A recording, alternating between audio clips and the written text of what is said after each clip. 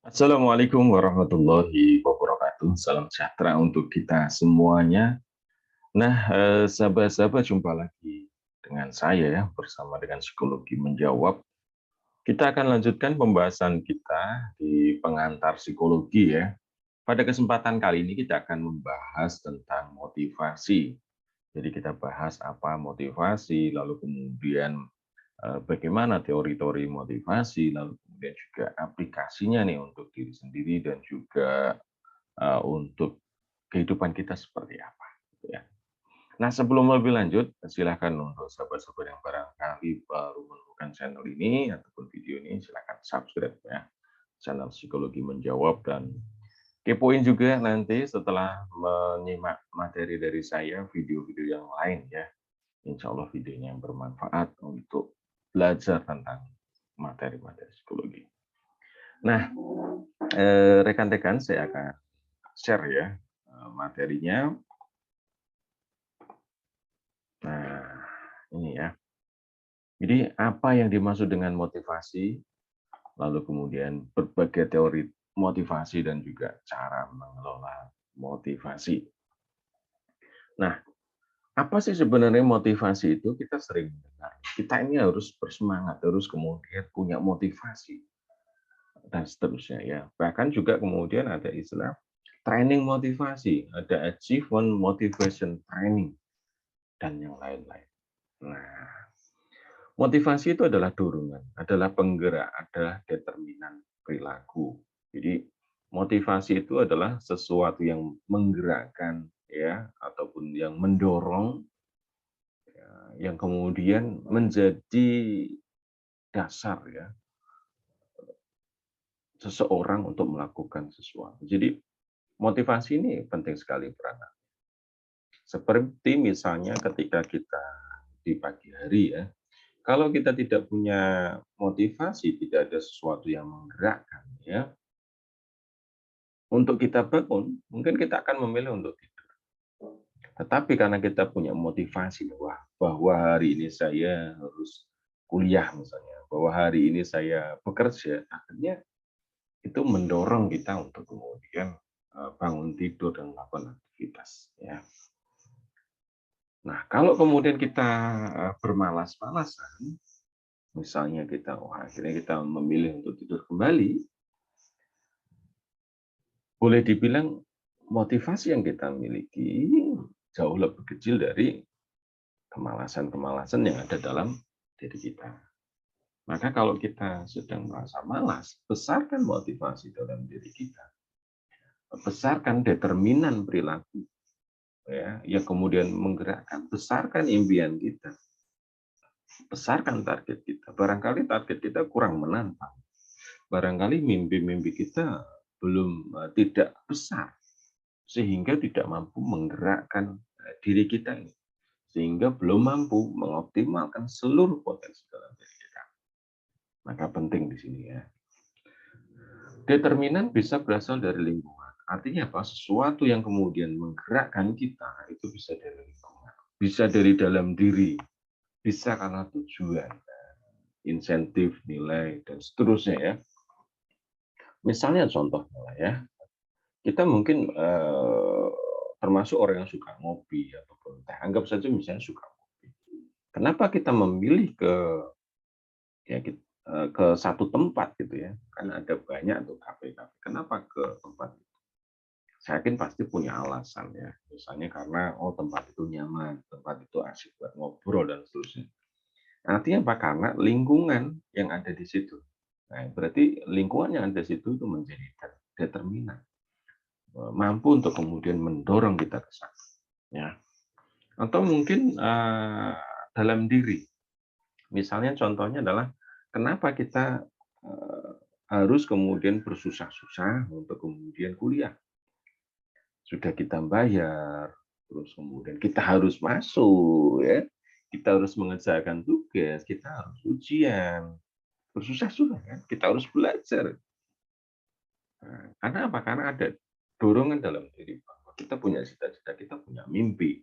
Suatu saat kita harus mencapai, dan untuk mencapai itu kita harus kuliah, ngambil jurusan ini.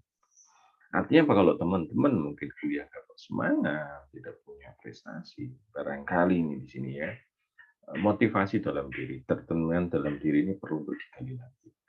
Ya, apa mimpinya, gitu ya. Atau kemudian karena tujuan ataupun insentif ya, nilai satu objek. Artinya apa? Kita kuliah ke satu jurusan. Kenapa kita bela-belain berjuang ya, yang persaingannya ketat luar biasa? Karena mungkin kita merasa bahwa di situ ya, dengan kita kuliah di situ, kita akan menjamin ya masa depan kita. Kuliah itu jurusan favorit misalnya. Ini karena ada sesuatu nilai di dalam objek ya. Atau kemudian kenapa kita memilih kopi orang yang satu dengan yang lain, mungkin memilih kopi yang berbeda.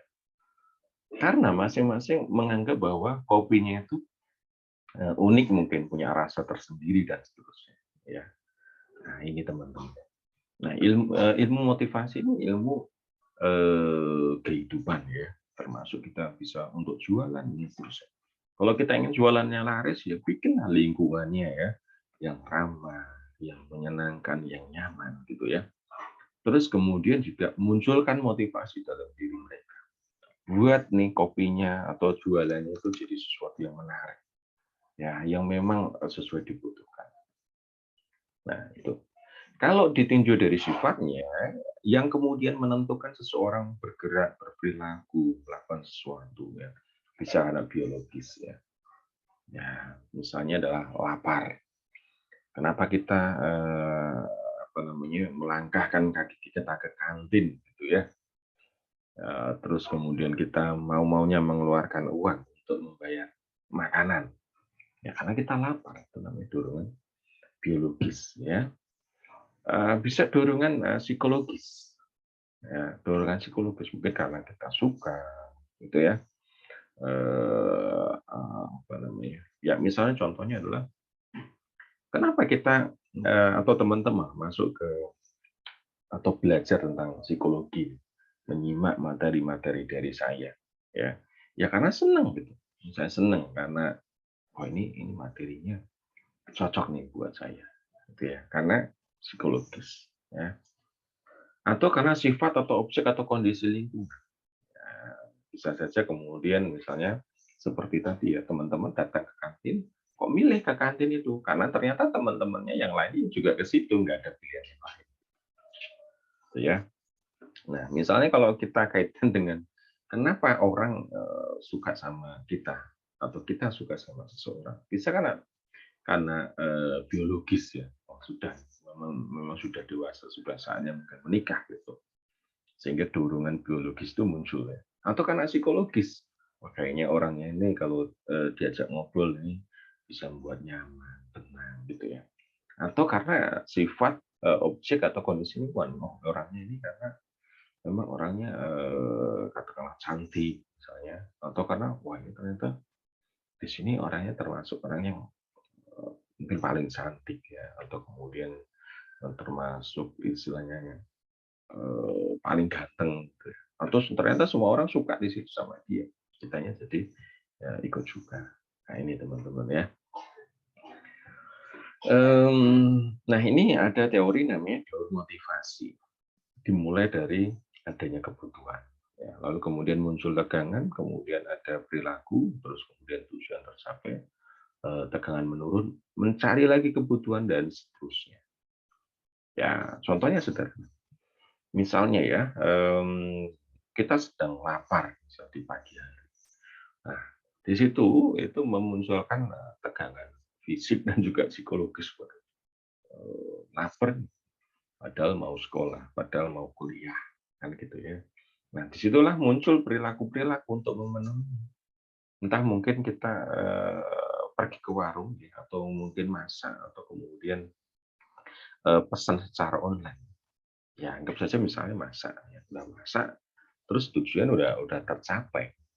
Ya sudah, tegangan menurun. Ya, tadinya mungkin berpikirnya wah lapar seterusnya. Ya sudah, itu hilang. Nah, itu teman-teman. Atau kalau dicermati, artinya kalau mungkin kita termasuk orang yang semangat seperti itu ya, yang kemudian udah bosen gitu. Karena di sini mungkin ya, karena kebutuhannya kurang, gitu. Perlu untuk dimunculkan kebutuhannya. Ya misalnya contohnya lah ya, di kehidupan ini orang mungkin sudah punya pekerjaan tetap ya, bekerja seterusnya, tujuan tercapai, lalu kemudian muncul kebutuhan yang lain. Udah di pekerjaan tetap, ya, mungkin pengen nih berkeluarga gitu ya, mulai munculnya main ketegangan. Ketegangan di sini semacam istilah rasa ingin memenuhi lah ya, sampai kemudian oh ternyata nyari calon dan kemudian berhasil udah berkeluarga ya, nanti muncul lagi pengen punya anak ya. Terus kemudian muncul lagi mungkin punya kendaraan mungkin dan yang lain-lainnya, karir naik dan seterusnya. Nah ini teman-teman, kalau kita atau ada orang yang mungkin hidupnya kok istilahnya tidak bersemangat, barangkali dia belum menyadari apa yang dibutuhkan. Nah ini perlu untuk kemudian kita sendiri menyadari apa sih kebutuhan kita di masa depan, apa sih mimpi kita, apa yang kita harapkan gitu ya. Sehingga kita punya tantangan. Kalau perlu bikin tantangan. Setiap hari kita bikin tantangan kepada tim kita, anggota kita kasih tantangan. Agar apa? Agar kemudian bisa untuk terus naik, bisa terus produktif ya. Bisa nih tercapai tujuan-tujuan. Ya. Kalau kita nggak ada tantangan dalam kehidupan ini, ya kita kan nggak akan bersemangat. Nah, ini teman-teman ya, daur motivasi. Saat kita turun, ya motivasinya nggak bersemangat gitu. Cari tahu. Mungkin kita butuh nih, ada kebutuhan yang lain yang harus kita munculkan, ada tantangan lain yang harus kita munculkan. Ya, sehingga kita terus nih bergerak terus kemudian bersemangat. Ya. Nah, hubungan kebutuhan dan perilaku, ada konsep kaitannya sama yang mendorong kita itu adalah kebutuhannya. Nah, ini biasa juga dibahas. Ada kebutuhan, ada keinginan. Dua hal yang memang harus kita pahami. Ada orang-orang melakukan sesuatu itu ada karena ingin, tapi di sisi lain karena butuh. Jadi sesuatu ada yang karena ingin, tapi karena butuh. Kita harus sadar harus paham antara kebutuhan dan keinginan itu sama-sama mendorong untuk melakukan sesuatu. Nah, kita bahas tentang kebutuhan. Kebutuhan itu yang mendasar. Umumnya kita ketika lahir ya, dari lahir, yang mendorong kita itu adalah kebutuhan, bukan keinginan. Dan kebutuhan itu ada primer, ada sekunder ya. Primer itu basic need, atau kalau kita nggak penuhi itu akan mengganggu mengganggu kita, itu istilahnya butuh, sangat butuh untuk menjalani hidup kita. Misalnya adalah kebutuhan ini bawaan sejak lahir ya, nggak perlu dipelajari soal makan ya, ya orang bilang misalnya sandang pangan papan, seperti itu ya. Kemudian kebutuhan sekunder, kebutuhan kemunculannya karena belajar dari lingkungan. Ya seperti sekarang ini handphone misalnya, itu kebutuhan. Ya, sekunder sebenarnya antara makan dan handphone pasti yang utama adalah kita bisa tuh istilahnya apa ya? Ada orang-orang yang katakan tidak punya handphone ya nggak apa-apa gitu. Tapi kalau dia nggak makan sekian waktu, ya ada persoalan. Gitu ya. Dan kita menyadari bahwa handphone itu memang penting ya, tetapi memang bukan kemudian memang perannya seolah-olah primer, tetapi itu hitungannya sekunder. Itu ya. Sekalipun misalnya teman-teman kalau diminta memilih antara puasa tidak makan, tidak minum, dengan puasa tidak memegang handphone, kadang orang lebih kuat menahan lapar dibanding menahan untuk tidak pegang handphone. Nah ini juga satu yang menarik ya, kajian yang menarik. Kemudian insting ya, ada sesuatu yang lain yang kemudian juga ikut mendorong menjadi penentu perilaku ya. Kalau sebelumnya itu kebutuhan. Jadi memang kenapa sih misalnya orang menikah itu kalau ditinjau ya, kalau sebelumnya tadi ya karena ada dorongan kebutuhan yang biologis ya untuk kemudian mempertahankan keturunan. Kenapa orang bekerja ya, yang bekerja itu mencari makan? Ya karena memang dorongannya manusia itu untuk mencari apa namanya, untuk memenuhi kebutuhan pokoknya, makan ya, terus kemudian tempat tinggal dan seterusnya. Baru kemudian kalau itu udah terpenuhi ya muncul kebutuhan-kebutuhan yang lain ya. Mungkin soal prestis, mungkin soal tadi soal prestis, mungkin soal ya yang lain-lainnya. Ya, kayak misalnya sederhana lah. Orang kalau pertama ya pokoknya beli mobil, misalnya seperti itu. Tetapi ketika dia sudah punya pendapat yang banyak, mungkin akan sesuatu yang lain yang sekunder-sekunder itu bahkan tersier akan muncul. Mobilnya harus mungkin dikasih apa gitu ya, hiasan-hiasan yang lain. Orang ketika pertama pokoknya beli rumah untuk tempat tinggal. Nah setelah itu kemudian meningkat, muncul kebutuhan yang lain. Oh ternyata harus dihiasi, oh ternyata dibikin desain ini lebih bagus lagi. Nah itu kaitannya sama kebutuhan. Nah sekarang insting. Insting ini kemunculan perilaku disebabkan karena disposisi genetis. Jadi insting ini memang boleh dibilang setiap orang itu punya, dan itu memang sifatnya adalah genetis ya, bahwa perilaku agresif merupakan pengaruh genetis. Ini satu tinjauan apa namanya, tertarik kenapa orang sampai berperang, kenapa orang menyerang, kenapa orang melakukan sesuatu. Nah ini karena memang itu sifatnya genetis. Jadi ada dorongan di situ secara genetis yang membuat orang sampai bertindak seperti itu. Ya, misalnya tokoh-tokoh yang punya pandangan itu ada Darwin, William James, kemudian William Douglas ini ya. Tetapi teori ini juga dikritisi ya bahwa dianggap terlalu menggeneralisasi perilaku manusia sebagaimana hewan dan seolah meniadakan pengaruh lingkungan. Nah ini seolah-olah ya ini situasi-situasi di mana menyorotilah tentang kehidupannya, fenomena kehidupan, kok ada perang, kok ada pertentangan seperti itu. Mereka ini punya pandangan bahwa ya sudah dari sananya nih memang sifatnya manusia seperti itu gitu. Sifatnya manusia seperti itu. Memang suka karena memang ada secara genetis tuh ada agresifnya gitu ya. Ya kita lah misalnya apa namanya, proses pembuahan itu kan seolah-olah berlomba-lomba ya, agresivitas kan di situ. Nah ini menurut saya membayangkan seperti itu. Ya artinya yang dimaksud agresif memang dari sana itu berlomba-lomba agresif. Nah, tetapi seolah-olah kan ini manusia ini sifatnya akhirnya kan seolah-olah tidak berpikir ya. Seolah-olah kan emosional saja nih. Seolah-olah ini seperti dengan maaf kritikus yang lain mengatakan seperti hewan yang nggak berpikir gitu ya. Sehingga teori lain mengatakan bahwa itu nggak tepat lah kalau dorongan bertindak dan seterusnya itu karena insting ya. Itu mengeneralisasi kok seperti hewan gitu. Dan seolah-olah meniadakan pengaruh lingkungan artinya. Ya, kita pun belajar gitu. Ya, artinya apa? Misalnya terjadi masyarakat, ini kan cara mengelola termasuk ya kalau dari pandangan ini kenapa ada masyarakat berkelompok? Nah, ini bagian dari upaya untuk mengontrol namanya insting agresif ya. Ada kesepakatan yang dibuat, ada aturan-aturan yang dibuat untuk kemudian meredam ya atau tersalurkan ketika ada kebutuhan gitu kan. Ada dialog, ada diskusi gitu ya. Dilembagakan lah seperti itu. Ini kalau konsepnya karena insting ya. Nah kalau kritikusnya menyampaikan enggak seperti itu. Ya manusia itu belajar, manusia itu berpikir.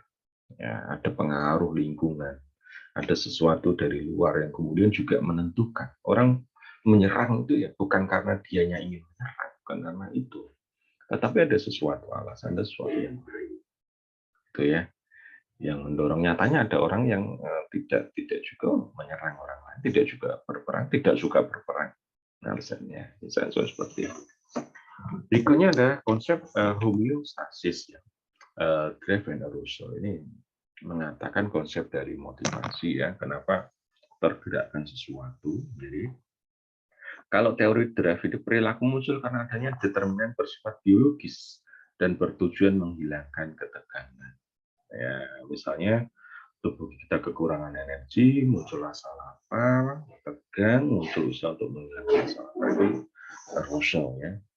Usaha untuk mengembalikan keadaan tanpa tekanan disebut homeostasis. Kritik terhadap teori ini, tidak semua perilaku muncul untuk menghilangkan ketegangan. Ada yang justru mencari ketegangan. Nah ini ya, ini lagi-lagi memang konsepnya adalah biologis, sesuatu dorongan yang sifatnya dari lahir ada, genetis ataupun keturunan ya. Orang lapar makan kan seperti itu ya. Termasuk memandang kenapa orang bekerja menurut teori homeostasis ya karena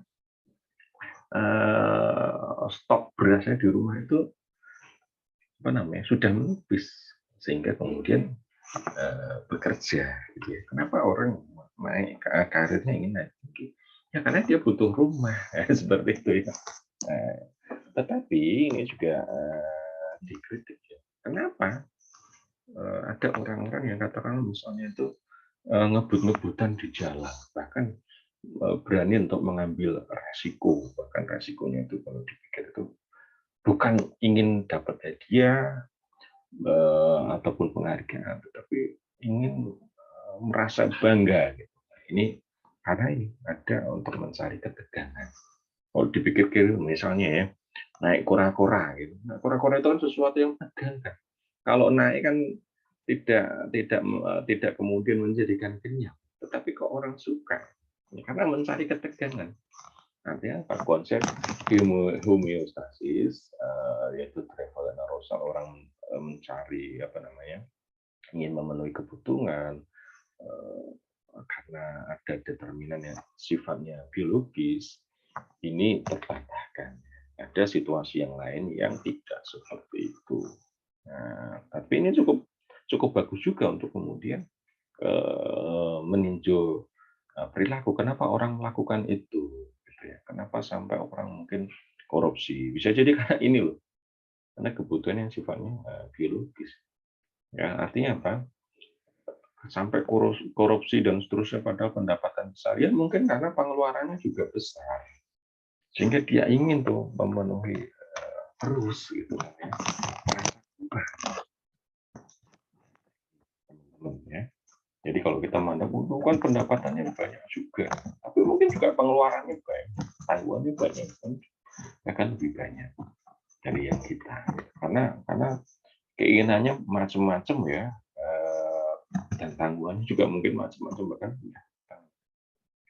Nah, ini. Artinya teori ini tetap bisa untuk membedah perilaku, melihat kenapa orang melakukan itu.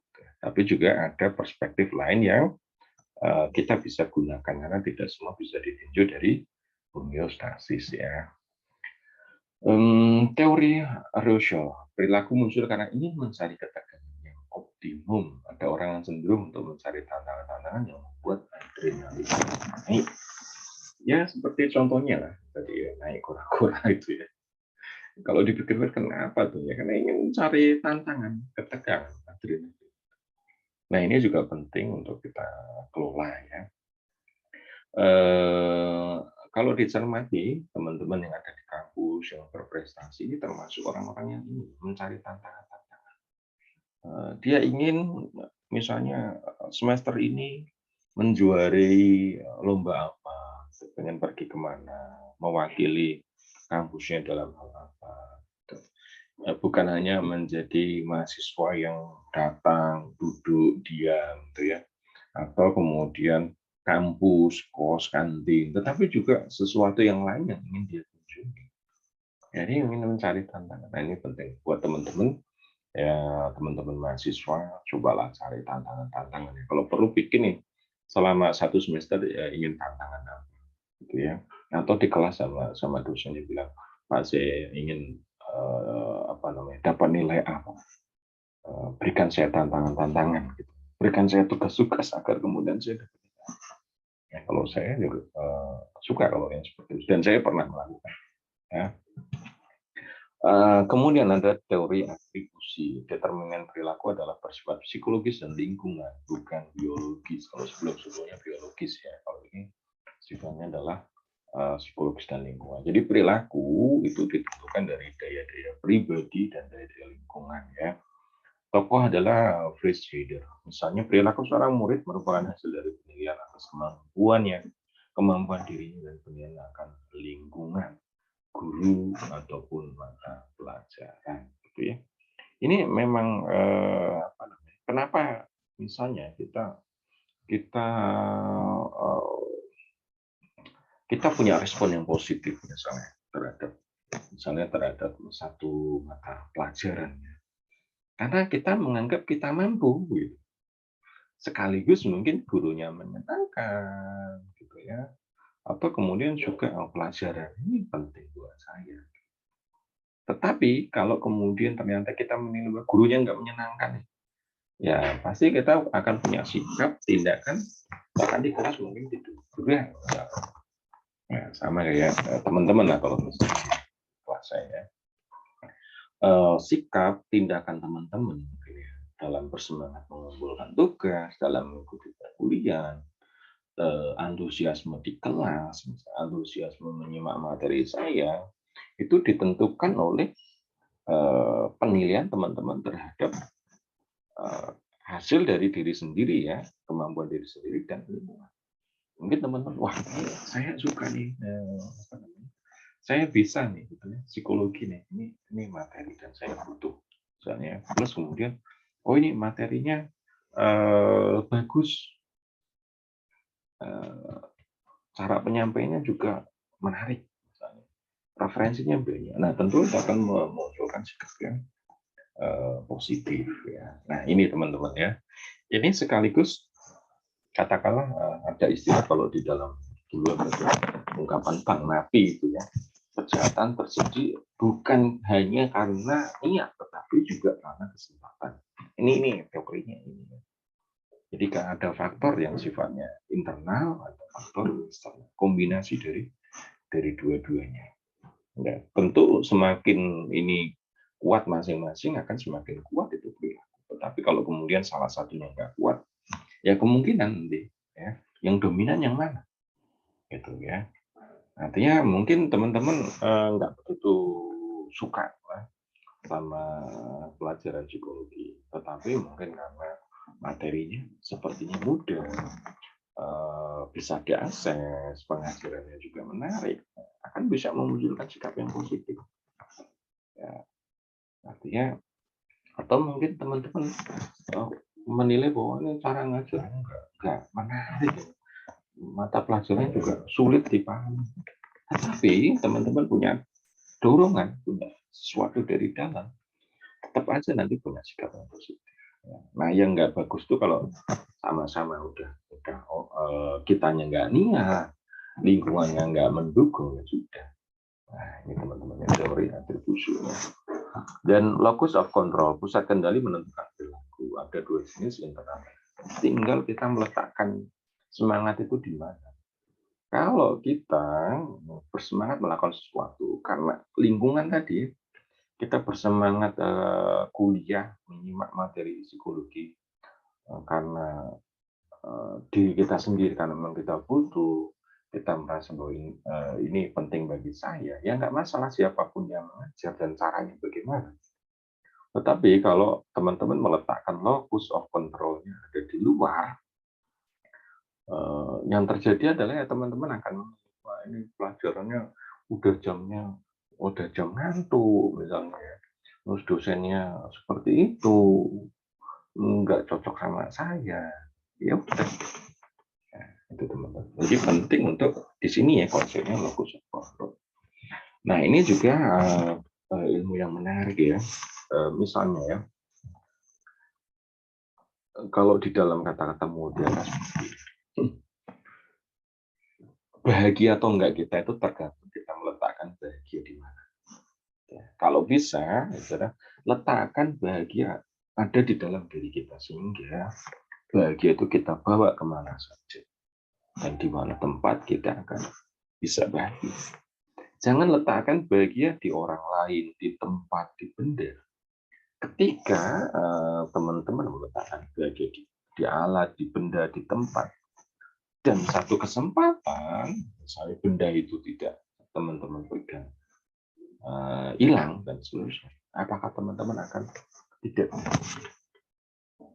ini ya, berbicara locus of control ya, maka penting cobalah munculkan motivasi itu di dalam diri sendiri, coba munculkan kebutuhan, keinginan dan seterusnya, tidak perlu menunggu sesuatu di luar gitu ya.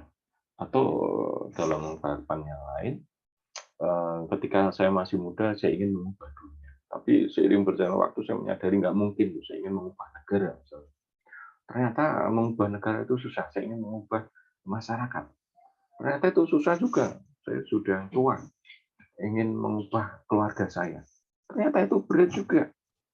Saya baru sadar bahwa mestinya saya mulai dengan mengubah diri sendiri. Nanti ungkapan seperti itu. Jadi betul juga yang dikatakan seperti Agim ya. Mulai dari diri sendiri, mulai dari yang kecil, mulai dari sekarang. Ya mulailah dari diri kita sendiri. Kita berbuat baik, itu bukan karena orang lain berbuat baik, tetapi karena kita memang ingin berbuat baik. Kita sholat, rajin beribadah, bukan karena sesuatu ada di luar, karena kita pengen. Nah itu kalau levelnya nanti apa tuh, level di dalam tasawuf ya. Nah, ada yang kemudian kita itu melakukan sesuatu karena takut, ya berbuat baik karena takut. Tapi ada juga yang berbuat baik karena ingin mendapatkan pahala. Tapi ada juga seandainya tuh neraka, surga, pahala nggak ada, kemudian kita nggak berbuat baik. Maka ada yang mengatakan bahwa ya berbuat baik itu karena memang kita ikhlas, karena kita ingin melakukan gitu loh. Karena semata-mata apa namanya, beribadah untuk Allah Subhanahu wa taala. Seandainya kalau tidak ada neraka ataupun surga, masa kita nggak kemudian jadi orang baik. Nah, ini teman-teman. Jadi mencoba untuk meletakkan locus of control ada di dalam internal, di dalam diri kita sendiri. Nah, ada teori yang lain namanya teori penyimpangan. Dorongan perilaku merupakan produk kombinasi dari besarnya keinginan untuk mendapatkan hadiah, besarnya peluang keberhasilan, dan keyakinan bahwa hadiah yang diperoleh memiliki keinginan. Ini adalah tokoh Victor Froome ya. Motivasi itu karena valensi, harapan, instrumentalitas. Misalnya lah, ini apa namanya, materi ini saya buat masih bulan Agustus loh. Misalnya, kan ada banyak lomba-lomba. Kenapa kita mengikuti lomba itu? Ya kita melihat hadiahnya berapa, kita menang apa enggak, ya. Kalau dapat hadiah itu kira-kira bisa memenuhi kebutuhan kita. Nah, semakin kita apa namanya, merasa bahwa ada peluang besar untuk mendapatkannya, ya, dan kemudian hadiah itu bisa memenuhi kebutuhan kita, dan kita ingin juga, maka ya semakin kita akan bersemangat untuk mengikutinya. Tetapi kalau kemudian kita merasa bahwa udah peluangnya ini nggak tinggi, kita nggak semangat. Kayak kuliah lah, teman-teman kuliah itu karena besar peluang keberhasilannya. Kalau saya masuk ke sini, ini jurusannya saya yakin akan membawa kepada keberhasilan cita-cita saya. Plus di sini apa namanya, terpenuhi itu benar nih, saya masuk di sini udah dapat nih, udah menyenangkan dan seterusnya. Terus saya ingin ini ya, kombinasi dari ya, misalnya contohnya lah ya, ada orang-orang yang pinter yang satu sisi, di sisi lain ada jurusan-jurusan favorit, misalnya adalah kedokteran. Nah, tapi kan nggak semua orang pintar kemudian memilih kedokteran. Sekalipun mungkin peluang keberhasilan dia kalau ujian masuk itu berhasil. Ya, sekalipun kalau kemudian masuk dan jadi dokter, dia akan jadi dokter beneran. Tetapi mungkin karena dia nggak ingin gitu, nggak minat di situ, yang nggak jadi, nggak melakukan. Nah, ini teman-teman, ini menarik kombinasi antara valensi, harapan, instrumentalitas. Nah, mungkin termasuk juga ini di dalam kehidupan ya, Kenapa Anda suka sama seseorang? Ya, kalau dikupas mungkin ya karena ini, karena merasa, wah saya pengen seneng gitu ya. Tapi kalau di dalam lebih lanjut karena besarnya ada peluang keberhasilan. Kalau saya nikah sama dia, kayaknya saya keluarga saya jadi orang yang berhasil. Ke depan saya kayaknya kami menjadi orang yang sukses, misalnya seperti itu ya. Plus adanya hadiah yang didapatkan. Kayaknya orang itu nanti karirnya bagus sehingga saya juga akan terpenuhi kebutuhan saya. Nah, ini teori harapan ya, teman-teman. Nah, untuk membuat ini, bagaimana kita mengaturnya ya, besarkan peluang, lalu kemudian pahami keinginan kita, gitu ya. Ya, teman-teman di sini misalnya, kalau ingin nih bisa menguasai psikologi materi-materi yang saya sampaikan, ya teman-teman harus besarkan peluang keberhasilannya. Banyak belajar, banyak menyimak juga. Dan juga mulai nih mempraktekkan hal-hal yang ringan lah. Semakin banyak teman-teman mempraktekkan lalu dapat manfaat, ini akan menguatkan ini instrumentalitas. Itu ya. Artinya apa? Mungkin nggak minat, mungkin peluangnya nggak besar, tapi coba rasakan manfaatnya mulai dari hal-hal yang kecil. Nah, itu ya teori harapan. Kemudian ada konsep namanya teori aktualisasi diri. Ini juga kenapa orang melakukan sesuatu karena ingin mengembangkan potensinya setinggi-tingginya gitu.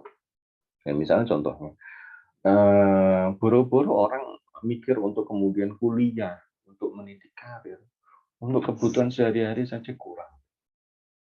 Nah, itu juga dibahas di teori di Abraham Maslow ya.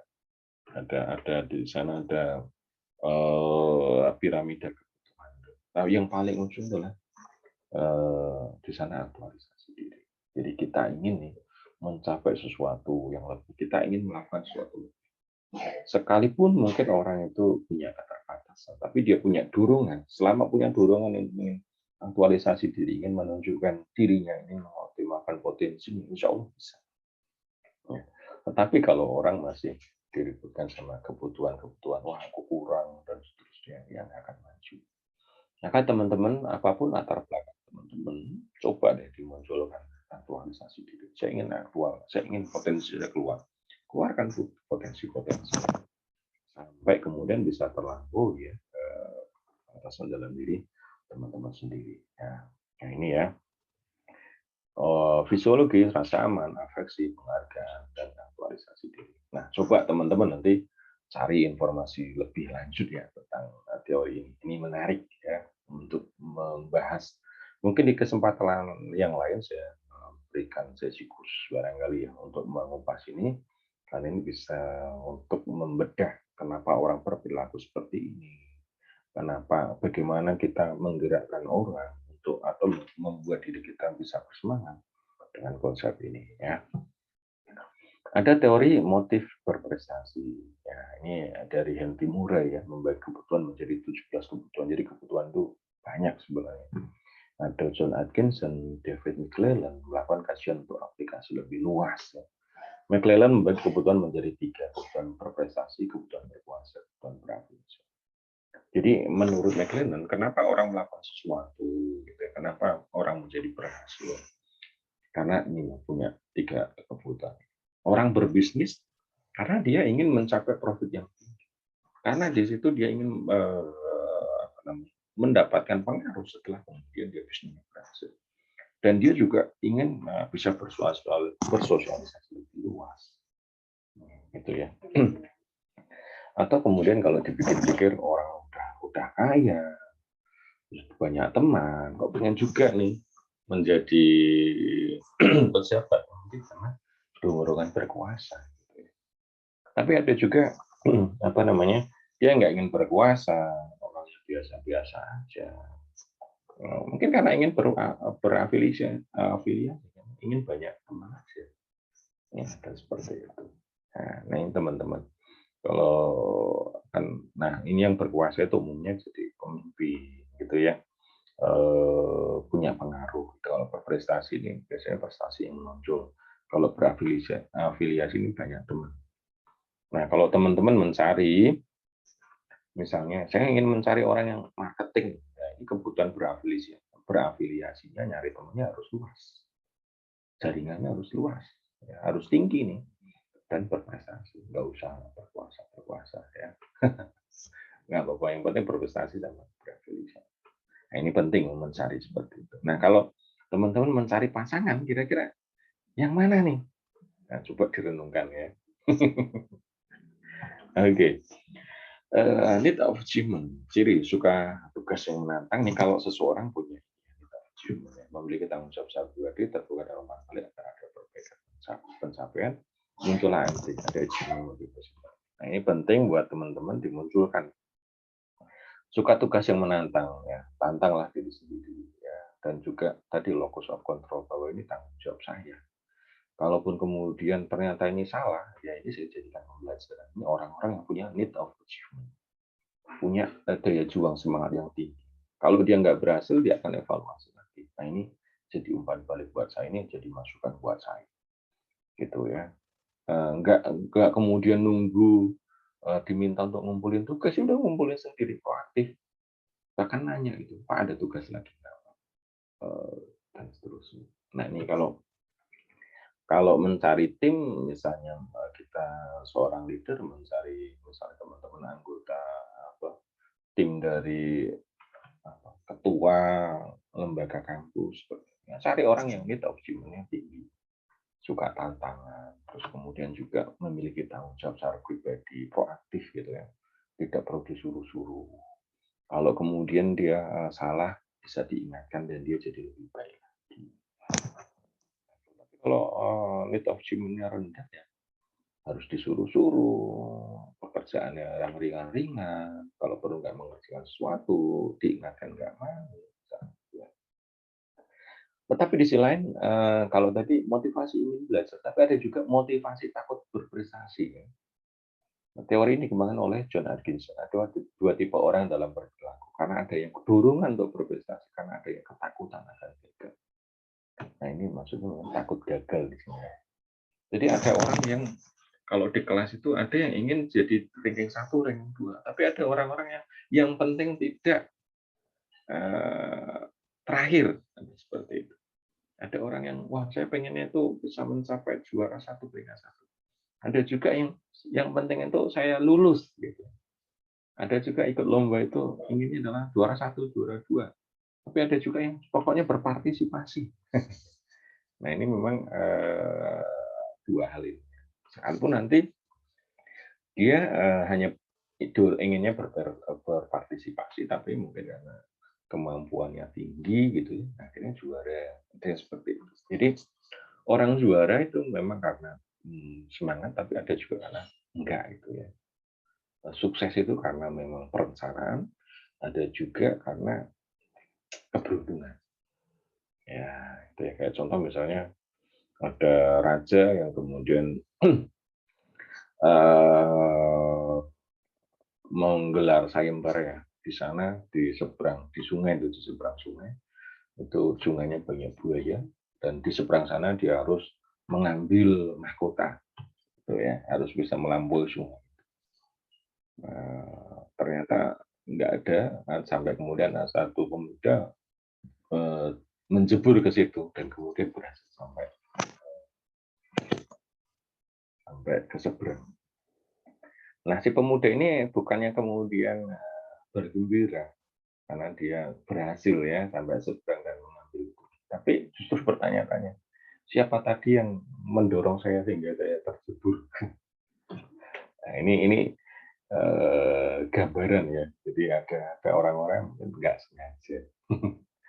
Jadi dia hanya iseng-iseng ikut gitu ya. Sebenarnya nggak ingin meraih yang nomor 1, nomor 2, nomor 3. Tapi ada faktor keberuntungan, ada faktor yang lain sehingga dia berhasil. Nah, ini ya. Ada yang seperti itu. Nah, itu teman-teman apa yang dimaksud motivasi, determinan, dorongan ya. Dan tadi berbagai teori motivasi, saya sebutkan juga cara-caranya, aplikasinya buat diri sendiri ataupun orang lain ya, karena ini ilmu kehidupan kita bisa gunakan bukan hanya di luar di dalam kuliah, tapi ketika pun nanti kuliah sudah selesai ya, teman-teman kembali ke kehidupan seperti biasa gitu ya, tetap untuk kemudian bisa diaplikasikan. Mudah-mudahan bermanfaat, teman-teman semua. Saya ingatkan buat subscribe, like, dan share. Terima kasih. Assalamualaikum warahmatullahi wabarakatuh.